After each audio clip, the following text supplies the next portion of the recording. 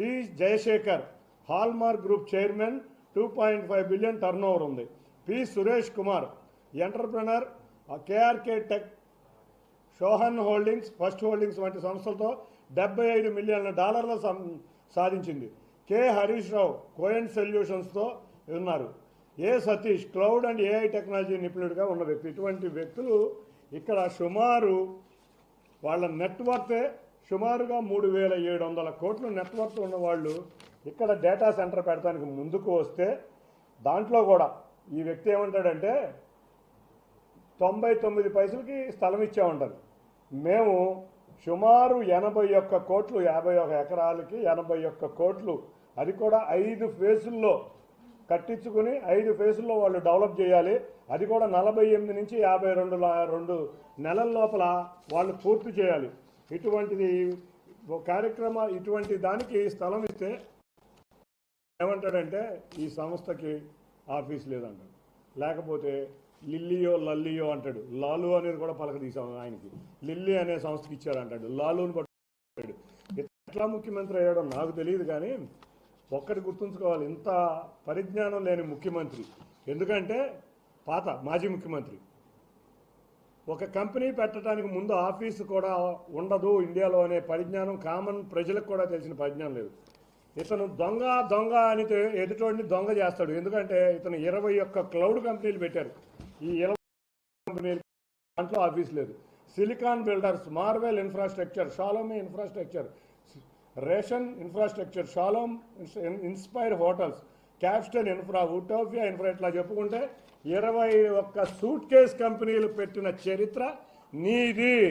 ఈ suit case కంపెనీలకి address కూడా, ఆఫీస్ అడ్రస్ కూడా లేని జగన్ రెడ్డి ఇవాళ నువ్వు అక్కడ ఉన్న ఎన్ఆర్ఐలను విమర్శిస్తావా?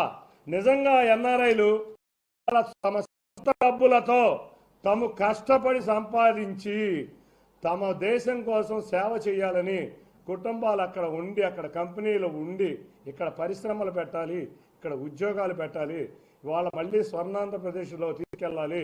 మనం ఎవరైతే గౌరవ ముఖ్యమంత్రి నారా చంద్రబాబు నాయుడు గారి వల్ల ఇటువంటివి ఉన్నాయో అని తలంపటమే కాకుండా తాన ఇటువంటి ఎన్నో సంస్థలు స్థాపించి గత 30 సంవత్సరాలుగా ఇక్కడ సాంస్కృతిక కార్యక్రమాలు కానీ, ఇక్కడ స్కూల్స్లో కానీ, ఇక్కడ హాస్పిటల్స్లో కానీ ఎన్నో కార్యక్రమాలు చేస్తున్న ఎన్ఆర్ఐలకి నువ్వు ఇటువంటి నీ బురదని వాళ్ళకి అంటగట్టి నువ్వు చూద్దామని చూస్తున్నావేమో.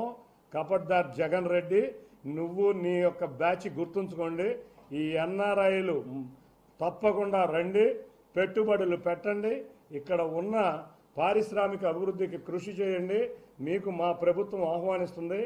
ఎవరన్నా అడ్డొస్తే కపట్దార్ నేనున్నా మీ ఎన్ఆర్ఐలు అందరి తరఫున. మీరు కష్టపడి సంపాదించిన సంపాదన పెట్టుబడులు ఇక్కడ పెట్టి పరిశ్రమలకి అభివృద్ధి చేయండి, రాష్ట్రాన్ని ముందుకు తీసుకువెళ్ళబడండి. గత 5 సంవత్సరాలలో ఈ రాష్ట్రం అధోగతి పాలు చేసిన వారికి బుద్ధి చెప్పే విధంగా మనకు యువతకి ఉద్యోగాలు కల్పించాలి. అన్నిటికన్నా ముఖ్యంగా అందరికీ కోరుకునేది ఏంటంటే, ఒక్కటి, ఇవాళ ఎన్ఆర్ఐలకి ఏది జరిగినా నేను ముందుంటానని తెలియజేసుకుంటున్నాం. నేను కానీ మా ప్రభుత్వం కానీ మీకు అన్ని విధాలా సహకరిస్తుంది, పెట్టుబడులు రావాలి అని కోరుకుంటున్నాం. వీటన్నిటికీ తోడు వాళ్ళ మీడియా వాళ్ళందరికీ కూడా ఒకటే కోరుతున్నాం, ఏది నిజం ఏది అబద్ధం తెలుసుకోవాలి, పెట్టుబడులు రావాలి, పరిశ్రమలు రావాలి. సూట్ కేస్ కంపెనీలు చెప్పే వ్యక్తులు చెప్పే మాటలు నమ్మొద్దు. ఇటువంటి వ్యక్తులు సమాజానికి చేటు కాబట్టే ప్రజలందరూ చాలా దూరంగా పెట్టారు ఇతన్ని. ఇతను పులివెందుల ఎమ్మెల్యే కింద నిలబెట్టారు. ఆఖరికి ప్రతిపక్ష హోదా కూడా ఇవ్వలేని పరిస్థితిలో ఉన్నారు. ఇటువంటి వాళ్ళందరూ మీరు చూస్తుంటే డ్రామా ఆర్టిస్టులు ఇవాళ మద్యం కేసు, బిగ్ బాస్ ఎవరో తెలిసిపోయింది. ఇట్లా కేసుల్ని డైవర్ట్ చేయడానికే ఇటువంటి రాజకీయాలు చేస్తున్నారు. కాబట్టి ఎన్ఆర్ఐలకు మరొక్కసారి కోరుతున్నాను, మీరు ఎవ్వరూ అధైర్యపడవద్దు. ఇటువంటి బురద రాజకీయాలు వాళ్ళు ఎంత అంటిద్దామన్నా కూడా అభివృద్ధిని ఆపలేరు, నిజాన్ని ఆపలేరు. తప్పకుండా మీ తోడు నేనుంటా. మీరు ధైర్యంగా ముందుకు రండి, పెట్టుబడులు పెట్టండి. ఈ అన్నిటికీ చివరిగా పులివెందుల ఎమ్మెల్యేని ఒకటే అడుగుతున్నా, ఒక్క రూపాయి నువ్వు ఎవరికి సాయం చేసింది లేదు. ఇవాళ ఎంతోమంది ఎన్ఆర్ఐలు తమ జీవితంలో కష్టపడి సంపాదించింది ఇవాళ 25 సంవత్సరాలుగా ఈ రాష్ట్ర అభివృద్ధిలో కృషి చేస్తున్నారు. నువ్వు మన ఎప్పుడో విజయవాడ వచ్చావు, విజయవాడ వచ్చి వరద బాధితులకు ₹1,00,00,000 ఇస్తానన్నావు. ఆ ₹1,00,00,000 కూడా ఏమైపోయిందో ఇంతవరకు ఎవరికి తెలియదు. నీకు పెట్టుబడులు తేటం చేత కాదు కాబట్టి శారదా పీఠాలకి, రియల్ ఎస్టేట్ కంపెనీలకి డబ్బులు మీరు భూములు పంచావు. అసలు కంపెనీ స్ట్రక్చరే నీకు తెలియదు కాబట్టి, కంపెనీకి ఆఫీస్ ఎప్పుడు వస్తుందో, ఎప్పుడు పెట్టుబడులు వస్తాయో తెలియదు కాబట్టి ఇట్లా బిహేవ్ చేస్తున్నావు. మరొకసారి చెప్తున్నా,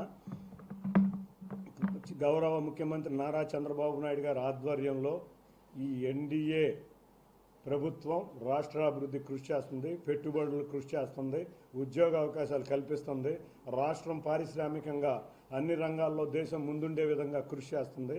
తప్పకుండా ఇటువంటి పెట్టుబడిదారులందరినీ ఆహ్వానిస్తాం, పెట్టుబడులు చేపిస్తాం. తప్పకుండా టెక్నాలజీ కూడా ఈ వ్యక్తికి తెలియదు, అసలు ఆర్టిఫిషియల్ ఇంటెలిజెన్స్ అంటే కూడా తెలియని వ్యక్తి.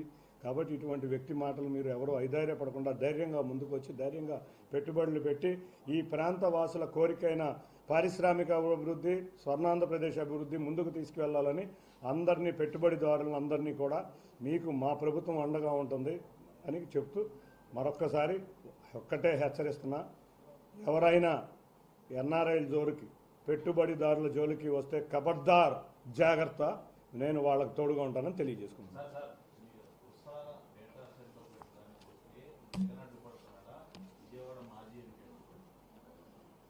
ఒక విషయం మనం అందరం ఆలోచించాలి ఏంటంటే, ఇవన్నీ కూడా డ్రామా కంపెనీలు. మనం చూస్తున్నాం ఎన్ని డ్రామాలు, ఇందాకే చెప్పారు డ్రామాలని. వీటిలో ఈ జగన్ రెడ్డి ఆడే డ్రామాల్లో భాగంగానే విజయవాడ ఎంపీ అవ్వచ్చు, రోజా అవ్వచ్చు, ఇంకా ఎవరైనా అవ్వచ్చు, వీళ్ళందరూ అవినీతి కూడా త్వరలోనే బయటపడుతుంది. ఆట ఆడుకుందాం ఏంటో తెలిసిపోద్ది. ఇంకా మిగతా వాళ్ళ అవినీతి కూడా బయటపడుతుంది. వీళ్ళందరూ కూడా ఏదో ఒకటి కుళ్ళు, ఒకళ్ళకి రాష్ట్రాభివృద్ధి అవసరం లేదు, ఒకళ్ళకి రాజకీయ అభివృద్ధి, రాజకీయ విద్వేషాలు అవసరం. నేను అందరినీ కోరేది ఏమిటే, మీకు జగన్ రెడ్డి, నీకు నీ ఉల్ఫా బ్యాచ్కి నా మీద ఏదన్నా రాజకీయంగా చేయాలంటే నా మీద చేయి రాజకీయంగా, అంతేగాని పెట్టుబడిదారుల్ని అడ్డు పెట్టుకుని నా మీద బురద జల్లి వాళ్ళని ఏదో భయపెట్టాలని ఆలోచించొద్దు. మా ప్రభుత్వం ఇటువంటి వాటిని అందరినీ హెచ్చరిస్తున్నా, నువ్వు రాజకీయంగా ఎదుర్కొనాలంటే నీ ఉల్ఫా బ్యాచ్తో నన్ను ఎదుర్కో, నా మీద ఈ అబండాలు, అంతేగాని వచ్చేవారి మీద, పెట్టుబడిదారుల మీద అబండాలు వేయొద్దని తెలియజేసుకుంటున్నాను.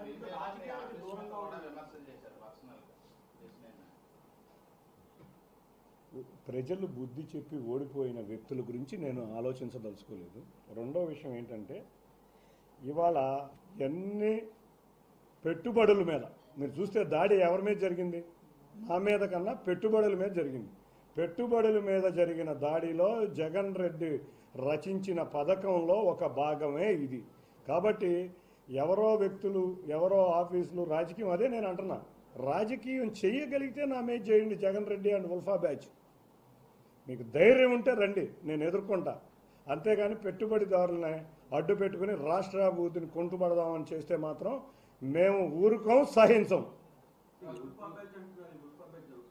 ఎవరైతే డ్రామాలు చేస్తున్నారో, ఇవాళ మీరు చూస్తున్న 4 రోజుల నుంచి పెట్టుబడిదారుల్ని రకరకాలుగా బెదిరించి ఇక్కడి నుంచి పారిపోయేటట్టు, వాళ్ళకి మట్టి అంటించి మళ్ళీ రాకుండా చేసేటట్టు ఎవరైతే మీడియాలోనో సోషల్ మీడియాలోనో వస్తున్న వాళ్ళందరినీ, ఎవరైతే జగన్ అనుచరుల కింద ఇటువంటి రచన పథకాలు చేస్తున్నారో వాళ్ళందరూ కలిపి ఎవరైతే పెట్టుబడులు అడ్డుకుంటున్నారో వాళ్ళందరినీ కలిసి విమర్శిస్తున్నారు.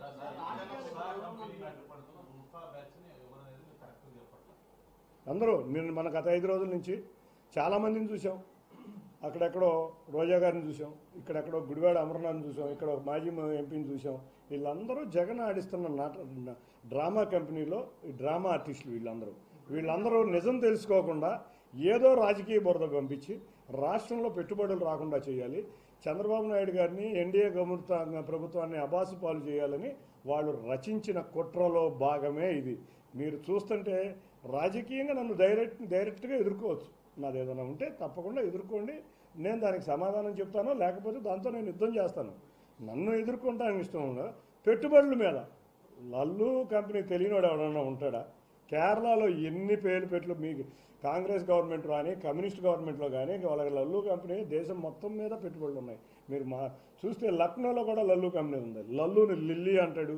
అసలు ఏమి అంటే ఒక